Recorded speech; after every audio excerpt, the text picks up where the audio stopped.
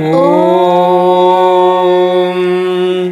गणानां त्वा गणपतिगुं हवामहे कविं कवीनामुपमश्रवस्तमम् ज्येष्ठराजं ब्रह्मणां ब्रह्मणस्पत नः शृण्वन्नोतिभिः सीदसादनम्।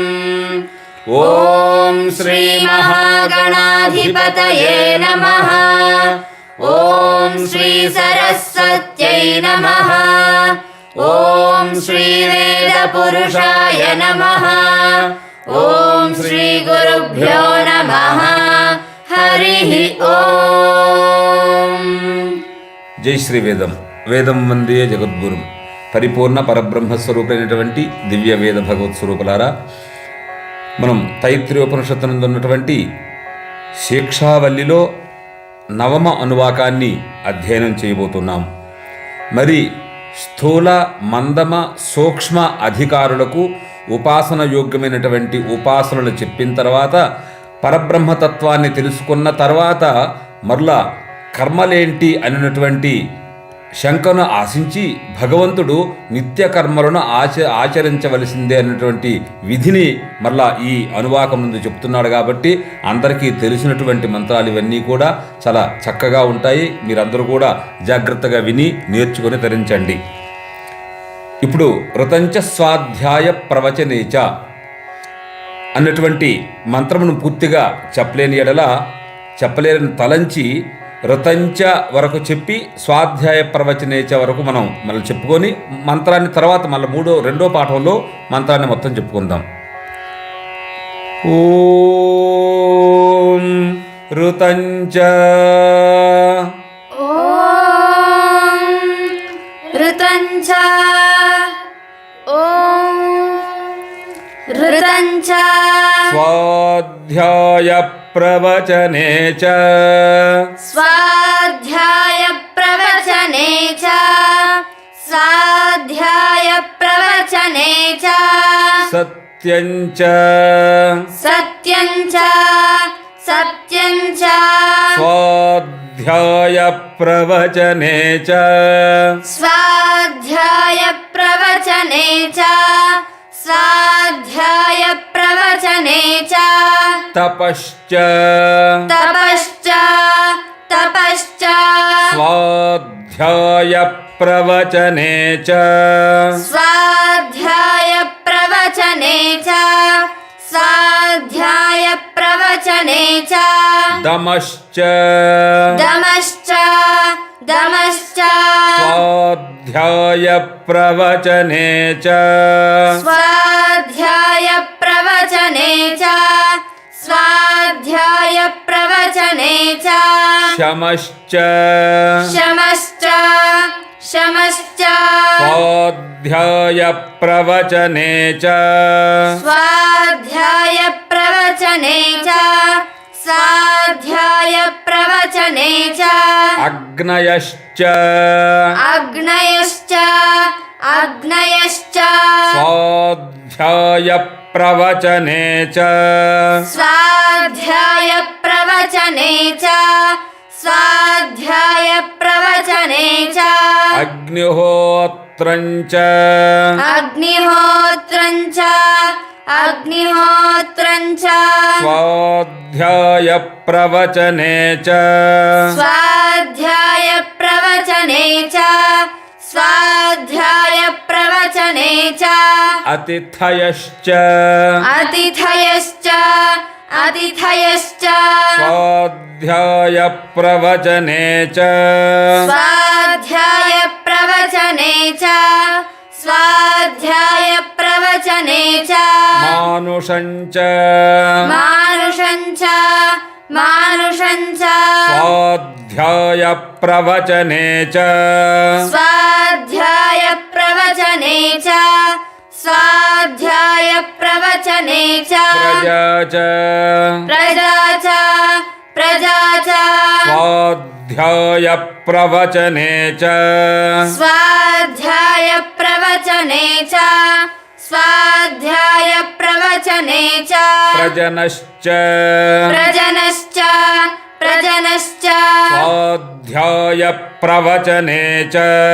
स्वाध्यायप्रवचने च स्वाध्यायप्रवचने च प्रजातिश्च प्रजातिश्च प्रजातिश्च स्वाध्यायप्रवचने च स्वाध्यायप्रवचने च स्वाध्यायप्रवचने च सत्यमिति सत्यमिति सत्यमिति सत्यवचाराथेतरः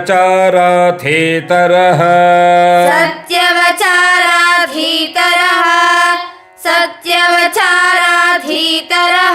तप इति तप इति तप इति तपो नित्यः पौरुषिष्टिः तपो नित्यः पौरुषिष्टिः तपो नित्यः पौरुषिष्टिः स्वाध्यायप्रवचने स्वाध्यायप्रवचने स्वाध्यायप्रवचने एवेति नाको मौद्गल्यः एवेति नाको मौद्गल्यः एवेति नाको मौद्गल्यः तद्धितपस्तद्धितपः तद्धितपस्तद्धितपः तद्धितపస్తద్ధితపః.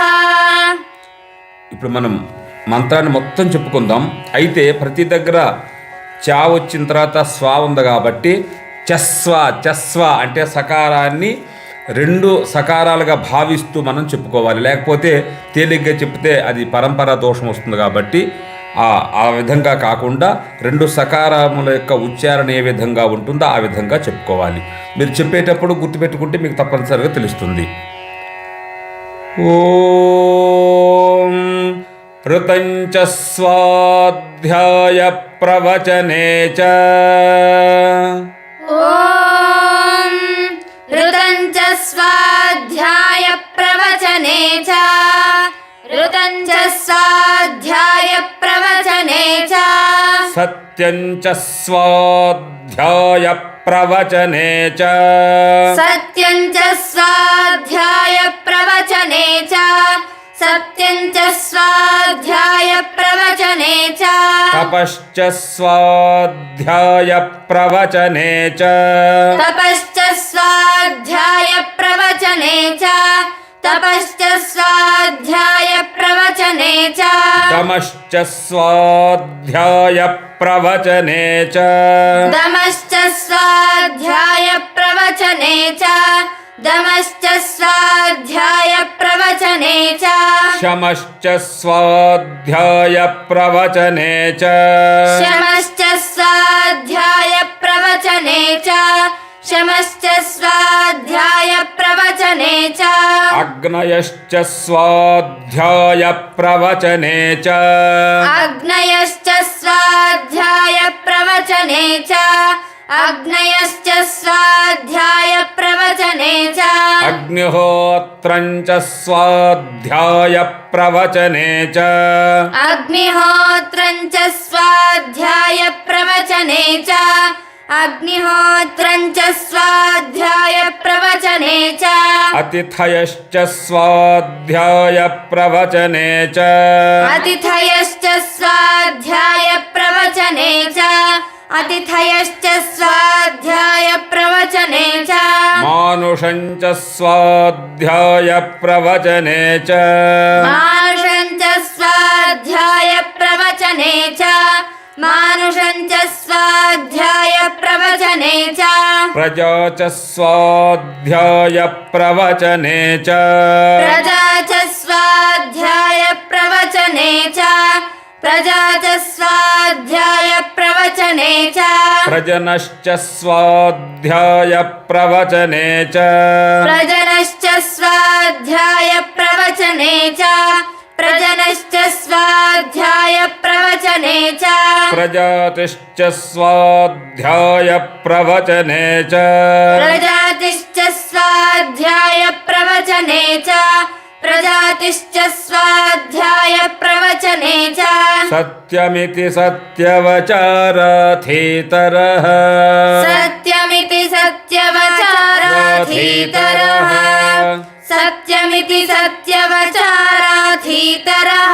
तप इति तपो नित्यः पौरुषिष्टिः तप इति तपो नित्यः पौरुषिष्टिः तप इति तपो नित्यः पौरुषिष्टिः स्वाध्याय प्रवचने एवेति नाको मौद्गल्यः स्वाध्याय प्रवचने एवेति नाको मौद्गल्यः स्वाध्याय प्रवचने एवेति नाको मौद्गल्यः तद्धितपस्तद्धितपः तद्धितपस्तद्धितपः तद्धितपस्तद्धितपः ఇప్పుడు మనం మూడో పాఠం మొత్తం చెబుతా దాని తర్వాత కలిపి చెప్దాం. ఓం ఋతంచ స్వాధ్యాయ ప్రవచనే చ సత్యంచ స్వాధ్యాయ ప్రవచనే చ తపశ్చ స్వాధ్యాయ ప్రవచనే చ दमश्च स्वाध्याय प्रवचने च शमश्च स्वाध्याय प्रवचने च अग्नयश्च स्वाध्याय प्रवचने च अग्निहोत्रञ्च स्वाध्याय प्रवचने च अतिथयश्च स्वाध्याय प्रवचने च मानुषञ्च स्वाध्याय प्रवचने च प्रजा च स्वाध्याय प्रवचने च प्रजनश्च स्वाध्याय प्रवचने च प्रजातिश्च स्वाध्याय प्रवचने च सत्यमिति सत्यवचाराधीतरः तप इति तपो नित्यः पौरुषिष्टिः स्वाध्याय प्रवचने एवेति नाको मौद्गल्यः తద్ధితపస్తద్ధితపః. అందరం చెప్పుకుందాము. అయితే గుర్తుపెట్టుకోవాల్సింది ఏంటి అంటే స్వాధ్యాయ తర్వాత వాక స్వరితాన్ని కరెక్ట్గా చెప్పగలిగితే మీకు మంత్రం బాగా వస్తుంది. వా చూడండి. ఓం ఋతంచ స్వాధ్యాయ ప్రవచనే చ ఆ విధంగా చెప్పాలి. ఓకేనా?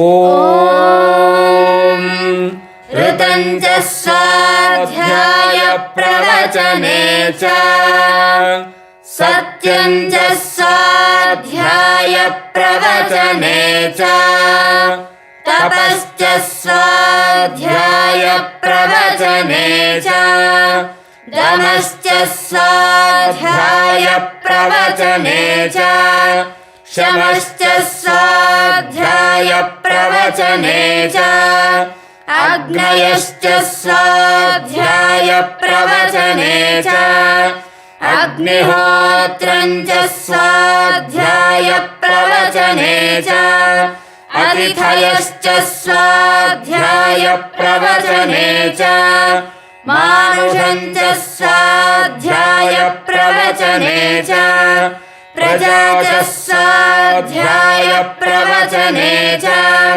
प्रजनश्च स्वाध्याय प्रवचने च प्रजातिश्च स्वाध्याय प्रवचने च सत्यमिति सत्यवचाराधीतरः तप इति तपो नित्यः पौरुषिष्टिः स्वाध्याय प्रवचने एवेति नाको मौद्गल्यः तद्धितपस्तद्धितपः. ॐ ऋतञ्च स्वाध्याय प्रवचने च सत्यञ्च स्वाध्याय प्रवचने च तपश्च स्वाध्याय प्रवचने च दमश्च स्वाध्याय प्रवचने च शमश्च स्वाध्याय प्रवचने च अग्नयश्च स्वाध्यायप्रवचने च अग्निहोत्रं च स्वाध्यायप्रवचने च अतिथयश्च स्वाध्यायप्रवचने च मानुषं च स्वाध्यायप्रवचने च प्रजा च स्वाध्यायप्रवचने च प्रजनश्च स्वाध्यायप्रवचने च प्रजातिश्च स्वाध्यायप्रवचने च सत्यमिति सत्यवचाराधीतरः तप इति तपो नित्यः पौरुषिष्टिः स्वाध्यायप्रवचने एवेति नाथो मौद्गल्यः तद्धि तपस्तद्धि तपः। ॐ शान्ति शान्ति शान्ति।